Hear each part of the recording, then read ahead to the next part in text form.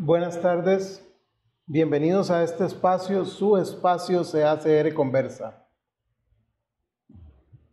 Un proyecto del Colegio de Arquitectos de Costa Rica en pro de brindar una plataforma virtual de intercambio y exposición de temas de actualidad y aplicables a la mejora de nuestro sector, la arquitectura. Hoy con un tema realmente importante para todos los que nos interesa la arquitectura costarricense y todos los agremiados del Colegio de Arquitectos. Hoy vamos a hacer una especie de lecturas cruzadas sobre la obra del arquitecto Hernán Jiménez, quien tengo aquí a mi lado. Me permito dar la bienvenida a todos los que nos acompañan en redes sociales y los que verán esta grabación en fechas posteriores. Para iniciar, vamos a comentar que el arquitecto Hernán Jiménez ha desarrollado una amplia incursión como participante en concursos de diseño arquitectónico nacional e internacional. Se ha destacado como ganador del Concurso Nacional de Diseño para el edificio de la sede del Colegio Federado de Ingenieros y de Arquitectos de Costa Rica en el año 1978. También es miembro del grupo ganador del Concurso Nacional de Diseño para el Centro Nacional de la Cultura, organizado por el Ministerio de Cultura. Asimismo, en 1991 obtuvo el primer premio en el Concurso Nacional de Diseño para el edificio de oficinas y auditorio de la Asamblea Legislativa de la República de Costa Rica. Además, en 1991, su obra para la sede del Colegio Federado de Ingenieros y Arquitectos fue seleccionada por un jurado nacional para formar parte de la edición de afiches denominada Joyas de la Arquitectura, promovida por la Federación Panamericana de Asociaciones de Arquitectura. En su vasta carrera, el arquitecto Jiménez también logró la primera mención honorífica en el Concurso Nacional de Diseño para Vivienda Ecológica, patrocinado por la Embajada Real de los Países Bajos. Alcanzó el primer premio en la categoría de Restauración y Conservación Arquitectónica en la Segunda Bienal de Arquitectura y Urbanismo en Costa Rica, con el proyecto presentado por el Grupo Calicanto denominado Centro Nacional de la Cultura. También en 1994 se le adjudicó el Premio Nacional de Arquitectura y Urbanismo en la Segunda Bienal de Costa Rica. Fue profesor y catedrático de la Escuela de Arquitectura de la Universidad de Costa Rica desde 1975 hasta el 2005. Sus obras construidas se ubican en diversos tipos: residenciales, institucionales, industriales, culturales, religiosas, turísticas y comerciales. Adicionalmente, ha participado en congresos internacionales en México, Venezuela, Argentina y Nicaragua. Su obra ha sido publicada en revistas especializadas nacionales e internacionales. De mi parte, su servidor, el arquitecto Luis Alberto Monge, yo soy el coordinador de la revista Hábitat del Colegio de Arquitectos, miembro de la Comisión de Investigación y quien conduce esta actividad. Sin más demora, vamos a iniciar partiendo del título, Lecturas Cruzadas. Yo soy la propuesta de la Asamblea Legislativa. Ahí podemos ver la esquina donde estaría el ingreso de los dos lobbies, lo que era el lobby del auditorio de la Asamblea y el lobby de las oficinas, porque eran dos edificios, el del auditorio y el de las oficinas. Cuéntenos un poco de este proyecto. Bueno, muchas gracias por la invitación, primero que todo, muy agradecido. Este proyecto fue un concurso nacional de diseño con un jurado extranjero, un arquitecto mexicano, Rafael Mijares, el otro arquitecto era colombiano, y el presidente en ese entonces del Colegio de Arquitectos, José Luis Chasí. No, perdón, José Luis Chasí fue del colegio. No recuerdo quién estaba ahorita en ese momento de presidente del colegio, pero fundamentalmente fueron el arquitecto colombiano y el arquitecto mexicano, Mijares y el arquitecto colombiano, que ahorita se me va el nombre. El complejo, digamos, arquitectónico que contemplaba esto eran 57 oficinas, una oficina para cada diputado y diputada, con sus espacios para asesores, sus espacios para la secretaría, una serie de servicios para salones de prensa, cafetería y un auditorio. No era el plenario, sino que era un auditorio con una capacidad como de casi 800 personas para uso de diversas actividades. El plenario se mantenía siempre en el lugar donde estaba antes de hacer el nuevo edificio actual. Las oficinas... En el edificio que diseñó Barrantes. Exacto, en el edificio que diseñó Barrantes, correcto. Ahí estaba el plenario donde estuvo todo el tiempo, antes de pasarse al nuevo edificio. Entonces había un vínculo subterráneo que comunicaba todas las oficinas de la asamblea con el plenario antiguo y con el castillo azul.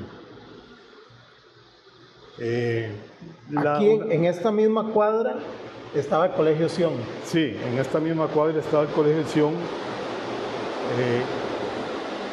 Parte de las condiciones fundamentales de las bases del concurso era respetar todo aquello que era patrimonio arquitectónico, que era casi que todo el Colegio Sion y la capilla. Había unas edificaciones donde está el edificio que ganó el concurso, que esas ya no tenían ningún valor patrimonial y esas sí se demolían para darle espacio a este proyecto. Para que la gente se ubique, el Colegio Sion es la parte que está vacía en la imagen, por ejemplo, y esta esquina del ingreso es la opuesta, digamos, a la capilla. Sí, es decir, donde termina el auditorio, pasa la calle, la avenida, ¿qué avenida es esa? Donde está el Tribunal Supremo de Elecciones y el Parque Nacional. Es decir, en el vacío que se ve aquí en la imagen es donde está todo lo que es el Colegio Sion y la capilla. Y colindando con eso el Parque Nacional. Hay que comentarle a la gente, primero, que está lloviendo muy fuerte, por eso estamos con estos micrófonos manuales. El proyecto consistía en dos edificios, el edificio del auditorio, el edificio de las oficinas, integrado por este lobby, este ingreso de dos vestíbulos para las actividades sociales del auditorio y también para el trabajo normal. Pero hay unos detalles interesantes que vale la pena destacar, y es que en la propuesta del grupo en el que trabajó don Hernán, las esquinas del terreno se dejaron como plazas. Eso permitía, digamos, reducir el impacto del edificio dentro de la ciudad y además integrarlo con los edificios existentes, en este caso el Sion. Se integró el eje visual que remata con el Monumento Nacional también como parte de la propuesta. Entonces ustedes pueden ver que en un proceso que podríamos llamar de preexistencias o diseño basado en preexistencias, don Hernán respeta los elementos relevantes del lugar y los integra dentro de la propuesta, lo cual me parece que fue lo que al jurado más le agradó, porque es un edificio nuevo, digamos, de un diseño de vanguardia, dentro de un complejo histórico patrimonial, pero que en vez de competir con la parte patrimonial, se integra muy bien. Tal vez si hablamos un poquito de eso. Sí, no sé si hay alguna imagen de la planta de conjunto, ¿no? Creo que sí. Porque de ahí voy a buscar la imagen. Se puede apreciar más los conceptos de integración con el resto del entorno urbano. Ahí la tienen. Sí, entonces ahí se puede apreciar en la línea más delgada del dibujo. A la izquierda. En la manzana de la derecha, ¿sí? Okay. En donde se aprecia el Colegio Sion, la capilla y los espacios libres que unen el edificio nuevo con los edificios patrimoniales. La separación entre el proyecto nuevo y la asamblea antigua, donde está el Castillo Azul, y el plenario, está dividido por un eje que desemboca visualmente en el Monumento Nacional. El vínculo entre el edificio nuevo y el viejo se da por un túnel subterráneo que desemboca en el Castillo Azul, en los jardines del Castillo Azul, y de ahí se ingresa al plenario. Otra característica que tenía es que se podía realizar en etapas, es decir, hacer el edificio de oficinas y la otra parte de la L del proyecto, que es el auditorio, se podía hacer en una segunda etapa. Eso era un planteamiento que había en el concurso, ¿no? La posible construcción por etapas de eso.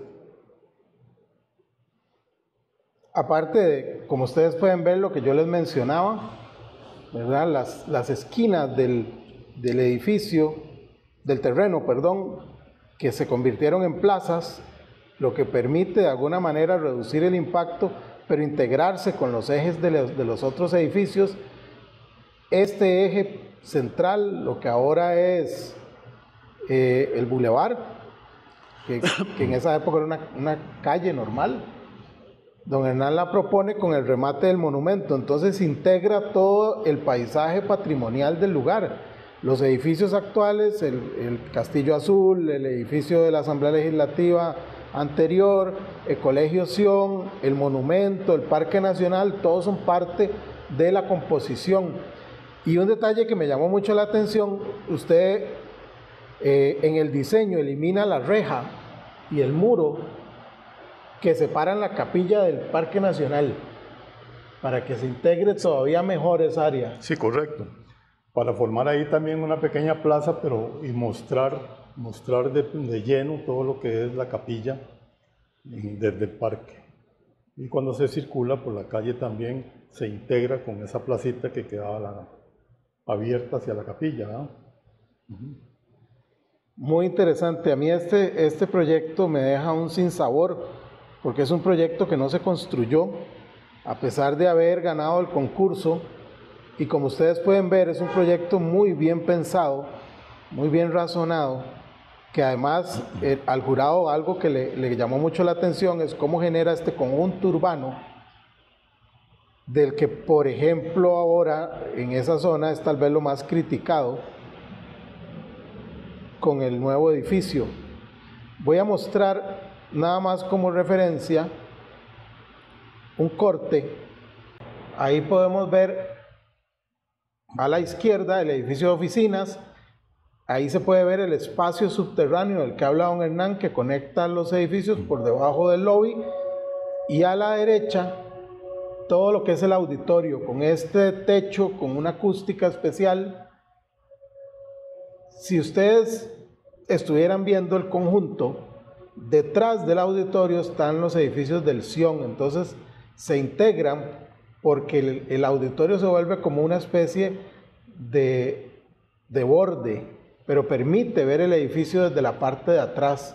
O sea, atrás se habría visto el edificio del Sion y se habrían integrado los volúmenes con el de la torre de oficinas.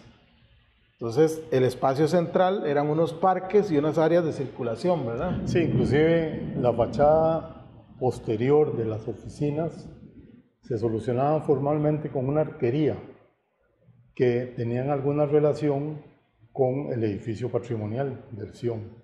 Sí, la idea era más o menos darle una integración formal también, además de espacial, ¿no? Excelente, don Hernán. Yo creo que perdimos mucho con este proyecto, más que el simple hecho de no haberlo construido. El mensaje de cómo integrar el entorno, también creo que lo perdimos.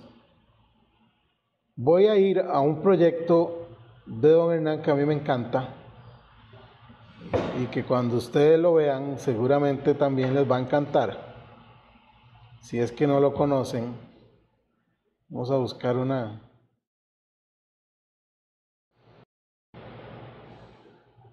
No, fuimos a Turrialba, a su casa.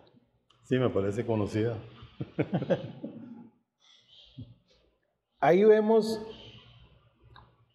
dos elementos muy potentes, y es la construcción material de la vivienda. Esta casa en Turrialba, donde vive el arquitecto, hay una estructura más pesada que está hecha en piedra y concreto, que levanta la casa del piso. Son algunos elementos en esta composición ciclópea a la que se le integran estos elementos mucho más livianos, mucho más tectónicos en madera, y ustedes pueden ver el nivel de detalle de las piezas, cómo se van integrando de alguna manera en cada uno de los elementos que la componen, desde la base del entrepiso, el marco de la ventana, la pared misma. Esta casa, don Hernán la construyó en etapas. Tal vez si nos cuenta un poco ese proceso de las etapas. Bueno, tiene su historia, ¿no? Es decir, en realidad la idea original era hacerse una pequeña cabaña donde poder ir de vez en cuando, los fines de semana, pasar unos pocos días por allá. Pero poco a poco el lugar me fue encantando, me fue hipnotizando. Y yo dije, yo tengo que hacer algo, voy a hacer un diseño que pueda ir creciendo en el tiempo, de manera tal que cuando yo decida ya definitivamente ir a residir ahí, la casa me pueda cumplir con las necesidades que tengo ya para habitarla siempre, ¿no? Entonces el proyecto se fue realizando, yo lo realicé, una primera etapa era muy pequeño, pero conceptualmente el proyecto tenía que tener un crecimiento en el tiempo de una forma longitudinal, por las condiciones del terreno también. De manera que cada etapa que se fue agregando longitudinalmente de un lado y del otro, hasta llegar al desarrollo prácticamente de una quinta etapa que la hizo ya ver en su estado final, como se está mostrando aquí en las imágenes, ¿no? El criterio también muy importante a mi juicio de este diseño es que quería mantener una figura formal en el lugar, en la comunidad donde está la casa, que no fuera muy llamativa ni ¿cómo le podríamos llamar? Que tuviera un respeto bastante directo con lo que la rodeaba, ¿no? En el sentido de que es una comunidad muy sencilla, una comunidad pobre, y no creía yo que había que hacer algo que saliera de ese contexto social, ¿verdad? De hecho, yo creo que ese es uno de los grandes valores que tiene esta obra, porque vamos a ver, se integra muy bien en el lugar. Es un respeto a la tradición constructiva, a la tradición de la arquitectura vernácula de la zona, pero también a la memoria del lugar, porque cada elemento que don Hernán fue poniendo en cada una de esas etapas lo integró en la siguiente. De nuevo estamos hablando de las preexistencias en el diseño. El núcleo central de esa cabañita aquí está, sigue estando. Lo que fue creciendo longitudinalmente porque es la dirección del techo. El techo puede crecer infinitamente, bueno, hasta que llegó al final del lote, como se ve en esa foto, pero el crecimiento se da siguiendo la dirección del techo. Entonces, hay un trabajo de estudio, de integración de la arquitectura del lugar, del clima, de las vistas, porque vamos a ver un poco cómo se integra. Ustedes van entrando a la casa y van pasando por todas estas partes donde empiezan a aparecer rendijas de luz y de pronto se abre así. Y vemos este remate del paisaje del lugar, cómo se integra dentro del proyecto. Este, por ejemplo, es uno de los núcleos de la casa original, donde se ve la estructura de piedra y las partes de madera. Lo que hay detrás y lo que hay al frente, eso no estaba en la propuesta original. Eso fue parte del crecimiento, fue creciendo longitudinalmente. Entonces, a mí me llama mucho la atención que desde afuera es muy cerrada, en el medio empieza a aparecer la luz y de pronto la vista está llena de luz. Entonces hay un recorrido que uno busca en la casa y es específicamente buscando la luz, buscando la vista. Aquí se puede ver, este es el estudio de don Hernán, aquí mostrando todas las intimidades, pero entonces podemos ver que la parte más a la izquierda es la que da, digamos, hacia el frente, es más oscura, pero el otro lado está totalmente abierto. Ahí hay una vista total de un paisaje impresionante, que además don Hernán levanta la casa del piso y eso mejora la vista también. Y no solo eso, sino que la razón, digamos, me parece a mí, de crecimiento que puede tener una obra, ya sea longitudinal o transversal, pero para que la tenga transversal, al levantar la casa, simplemente se da también continuidad de techos en el sentido transversal, para que dé altura. Entonces también se pueden agregar elementos en ese otro sentido transversal y no solo en el longitudinal, como por ejemplo la cochera. La cochera no existía, pero al estar levantada la casa simplemente se continuó la cubierta y quedó la cochera, en el sentido transversal. Entonces es importante también, la casa está levantada no solo por razones climáticas, digamos para evitar la humedad, los pisos son de madera, etcétera, sino también pensando en ese crecimiento transversal que pudiera darse, ¿no? Voy a dejar de compartir estas imágenes para compartirles un trabajo para entender tal vez un poco más este proceso de crecimiento de la casa.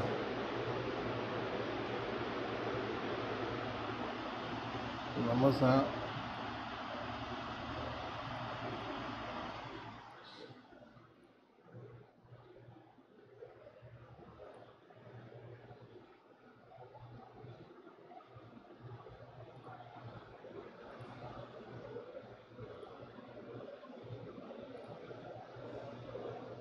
Por ejemplo, aquí se ve la primera etapa.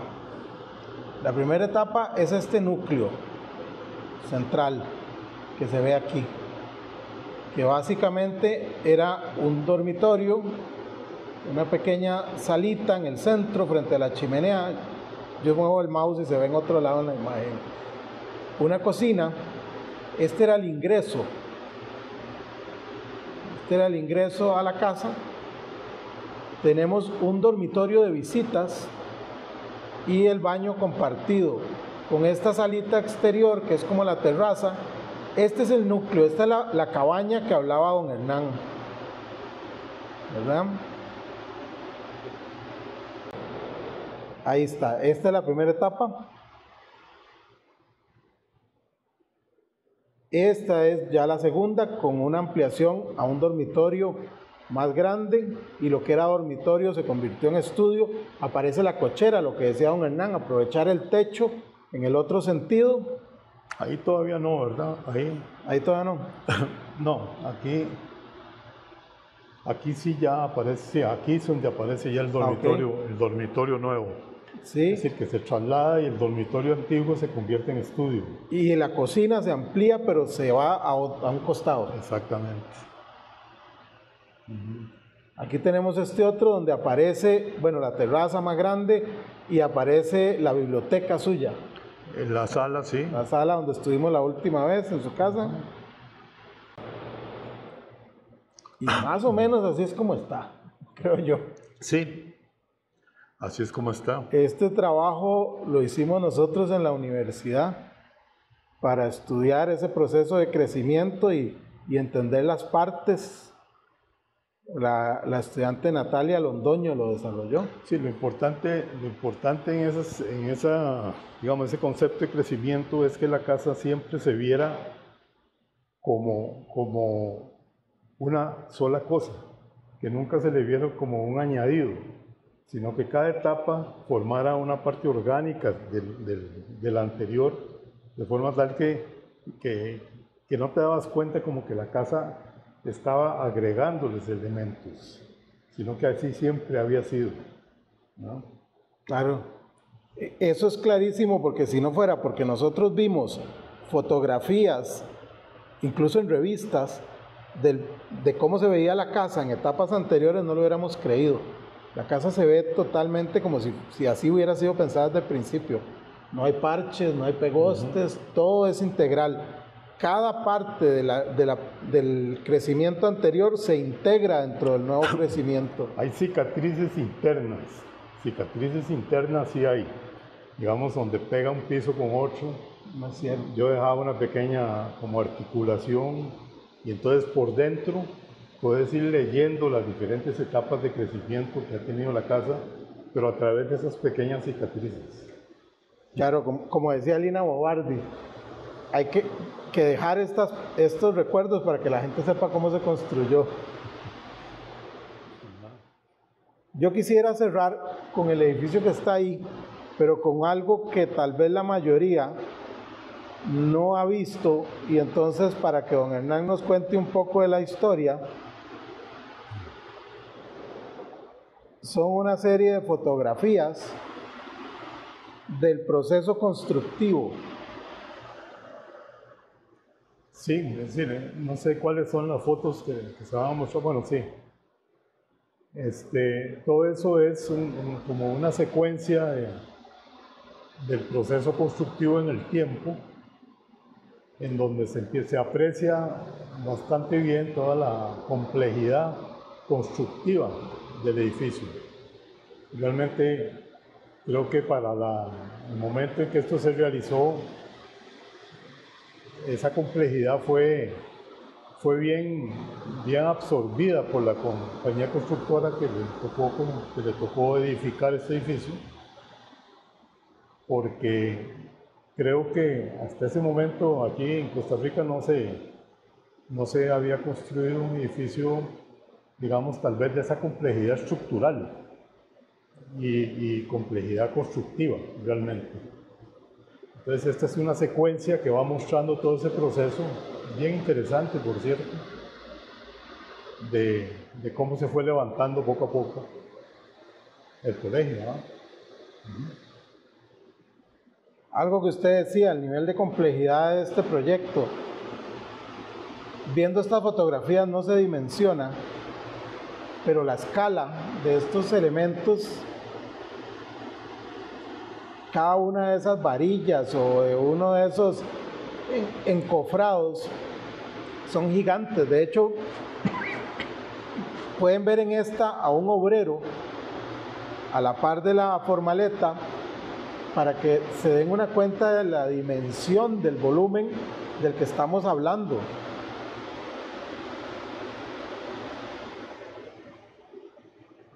Vamos a irlas pasando para que vean los elementos y cómo se va viendo la evolución, incluso cómo se va construyendo la nueva imagen del barrio con un edificio tan imponente.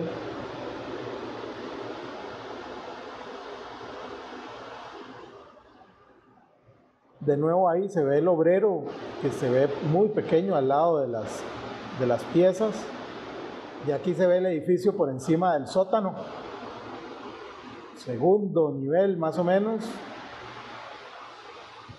Yo creo que el papel que jugó el ingeniero estructural, en este caso fue Luis Rojas, fue un papel trascendental.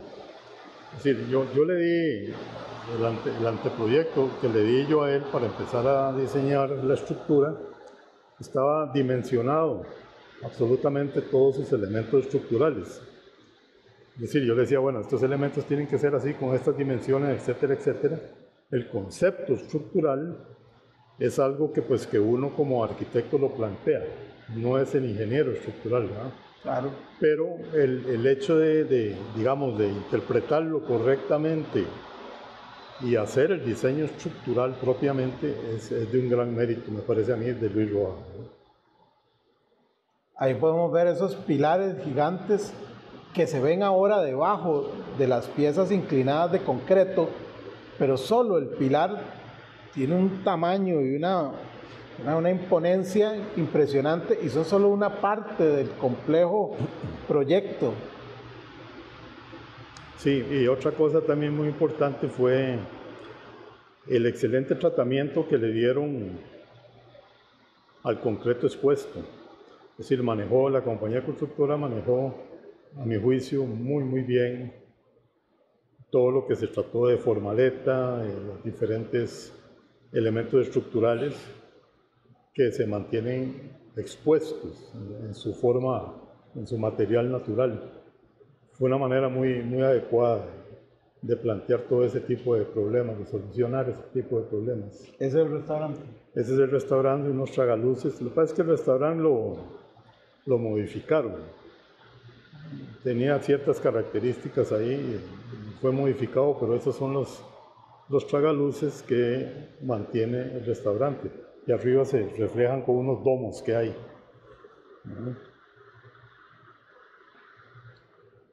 De ahí ya se empieza a apreciar cómo se va levantando ya la parte superior del edificio, donde están las oficinas.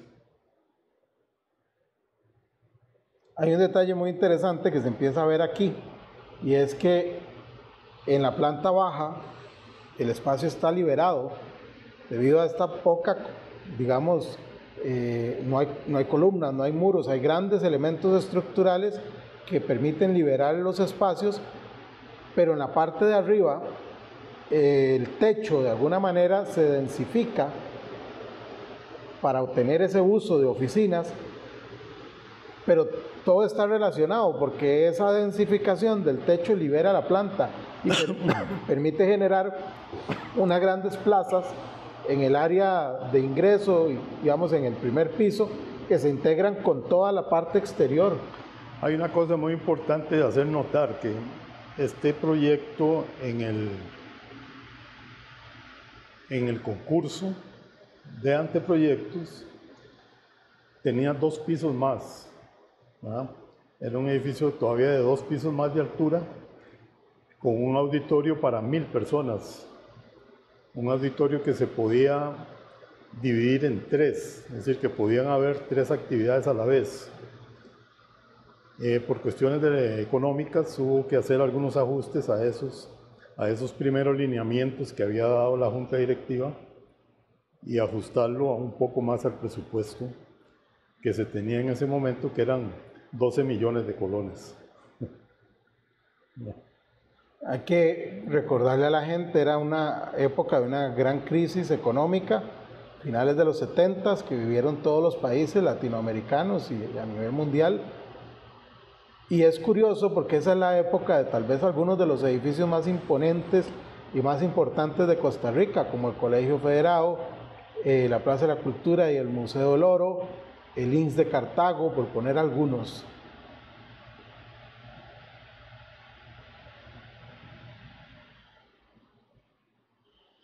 Ahí ya empieza a dibujarse la forma final del edificio, que como se ve también en esa época, pues tenía un contexto ahí muy habitacional, ¿no? Casitas ahí a la par.